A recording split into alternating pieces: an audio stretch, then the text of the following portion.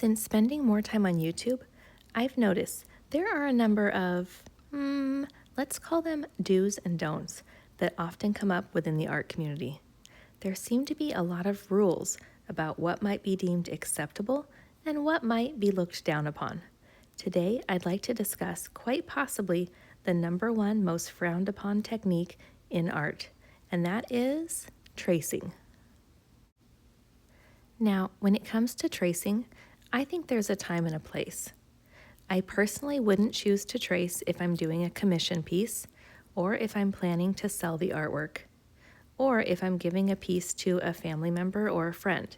In these situations, I feel better knowing that the art is mine and my work alone. Now, this is just my personal opinion, though.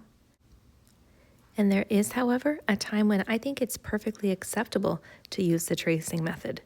And that is when I'm practicing something new, or if there's something I'm really struggling with. So that's what we're going to be doing today.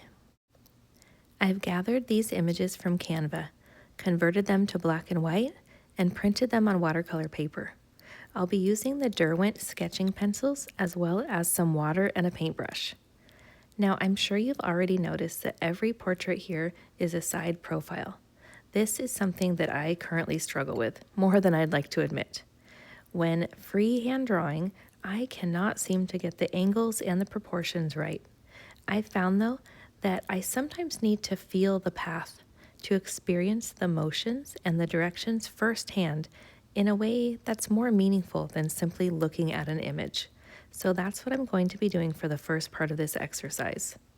I'm simply tracing over the outlines, as well as the features and any other notable lines that I want to include.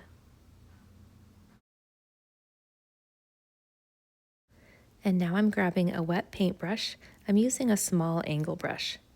The Derwent pencils activate with water, and what happens is the graphite begins to dissolve and soften the lines.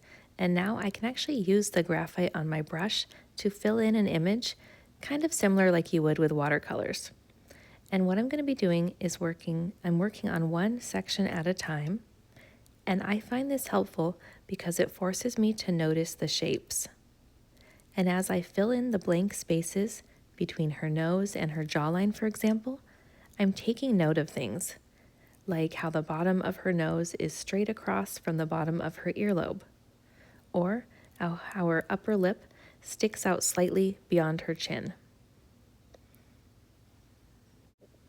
And I'm just going to redarken some of those areas with the darkest values because we did lose a lot of that contrast with the addition of the water. At the end of this video, I'll show you an attempt of a side profile picture that I'm going to be doing freehand without tracing, and I'm really curious to see how much these exercises will help, if any, or if my own attempts will still be absolutely atrocious. So stick around and find out.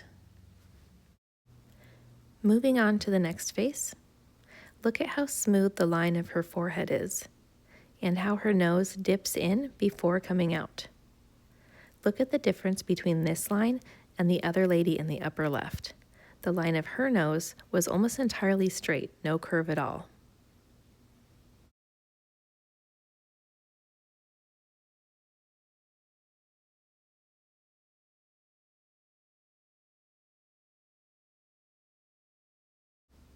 And I'll tell you, most of my challenges when it comes to drawing faces, both side profiles and partial profiles specifically, my challenges usually have to do with the eyes.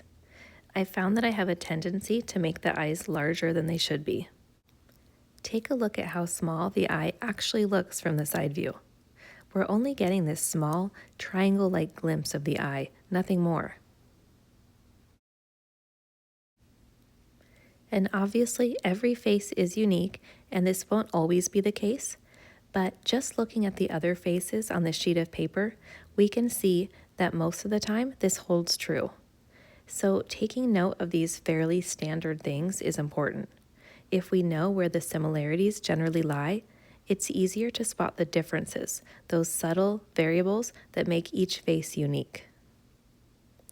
And here I'm coming in once again with my wet brush. I'm not at all concerned with how this looks. It's really just about feeling for myself where the features are, the distance between things, and the shapes that are made as a result of these specific features.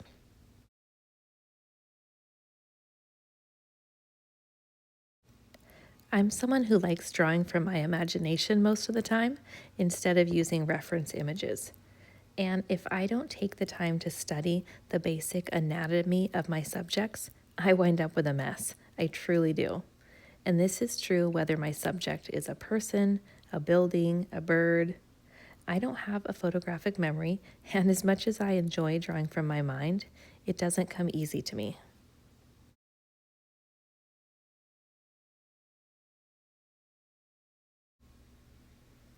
Okay, with this man, we also have some facial hair to study.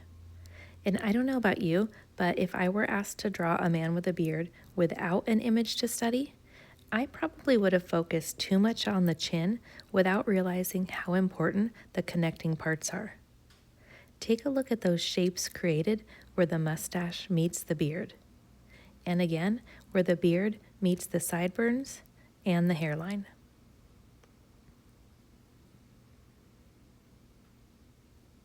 And as I trace around these shapes, I'm realizing that I also tend to go too large with the lips. I think it's because I'm so used to seeing a full mouth and lips from the front view that I forget what a small portion is actually visible from the side.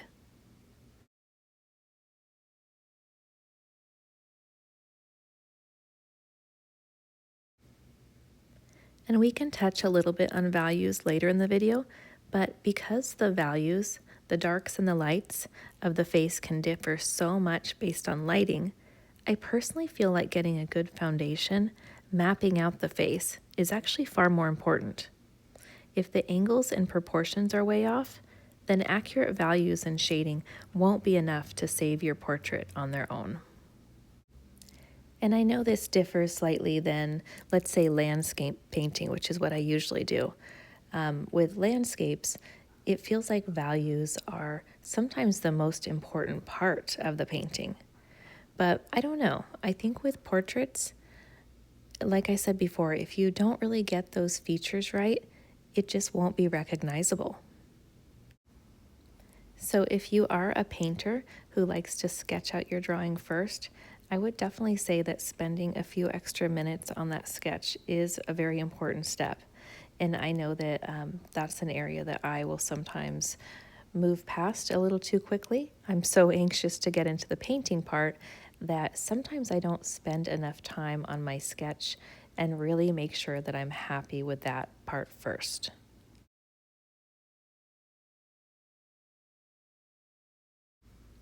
Okay, on to this next guy. Now he's not just looking to the side, but also upwards.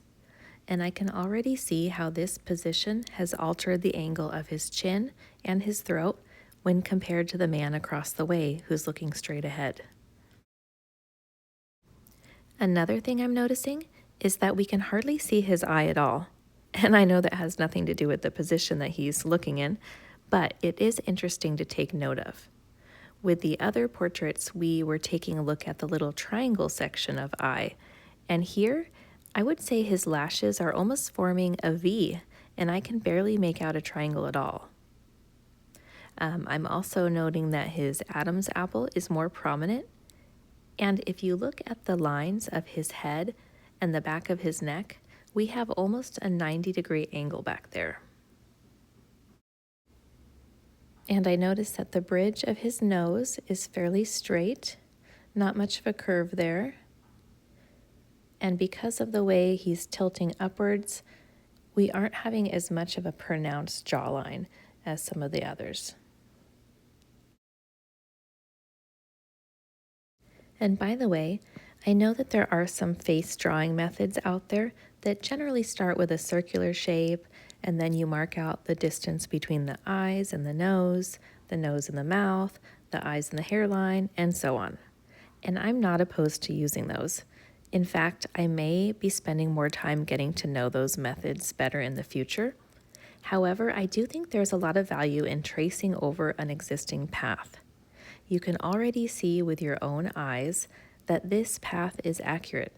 It's an established path that you can trust. And by tracing over it, you can experience what it's like to create this path. I don't know. It's just a thought.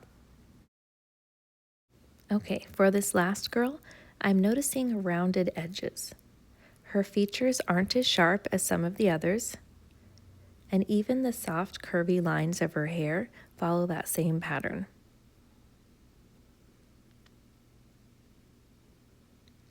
And I know that what we're doing here probably isn't exactly what you had in mind when you heard the word tracing, but I do happen to have a piece of tracing paper handy, so we'll be doing some more traditional style tracing in a moment.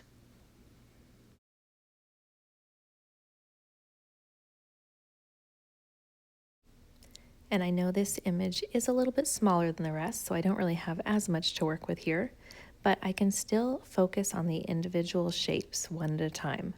For example, the shape that's created by that section underneath her jawline that extends all the way down to her collarbone and chest area. Okay, so I would say we're about done with that exercise, so let's go ahead and move on. What I have here is a really old art book, and I flipped through it and found some full side profiles as well as some partial ones. And it's going to be super awkward trying to hold the book open like this and trace, but I'm just going to see how this works out. So I'm moving really fast here because it keeps trying to shut on me. But what I want to do is just make sure that I have those outlines and the placement of the features. I'm not too concerned about any shading at this point.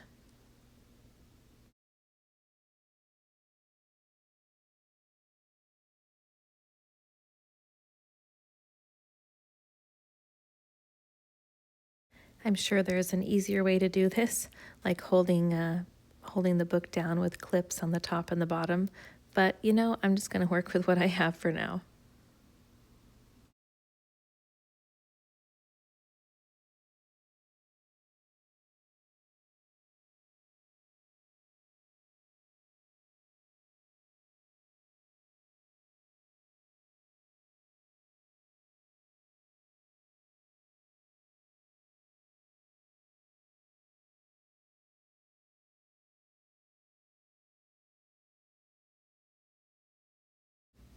Okay, so now we have a handful of profile pictures here.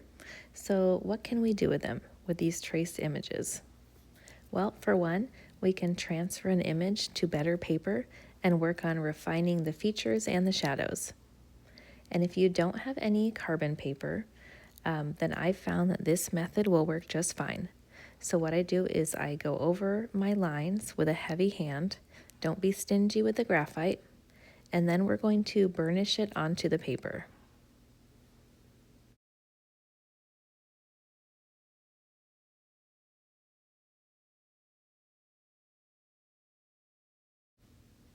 And I'm just going to be using a plastic ruler because that's what I happen to have within reach. And with just a little bit of pressure, it will transfer those lines off, at least enough to let us know where all the features are supposed to be.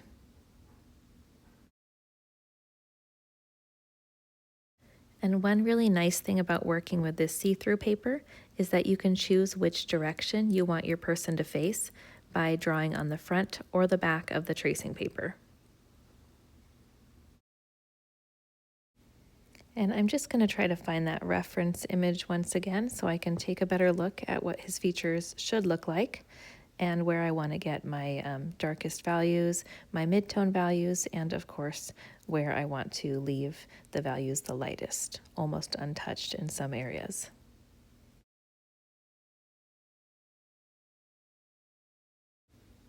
The really great thing about already having these lines in place is that we really can focus more on the values at this stage.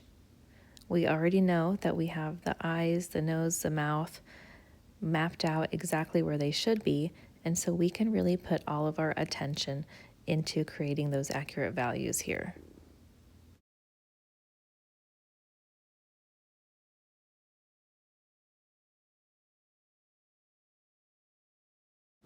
Okay, so I obviously still have a lot of work to do, but for the sake of this video, I don't want to make it too long, so I'm just going to go ahead and move on. Now, as you guys know, I absolutely love using a Q-tip to smudge and smear the lines, so that's what I'm going to do here, because it is just way too much fun.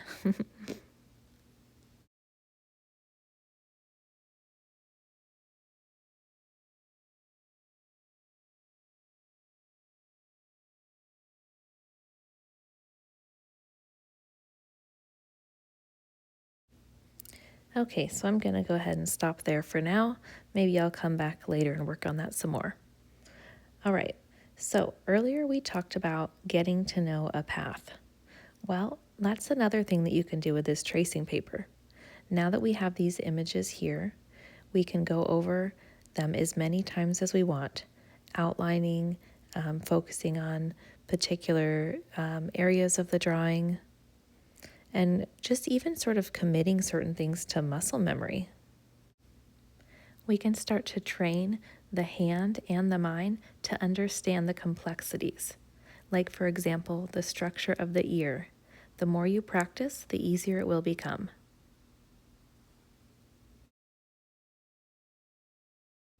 And this can also be a really helpful way to study those shapes that we've been talking about. And so what I'm doing here is just filling in the different shapes with watercolor. And of course, I'm realizing now that I should have used colored pencils or maybe markers instead. Tracing paper and water are not friends.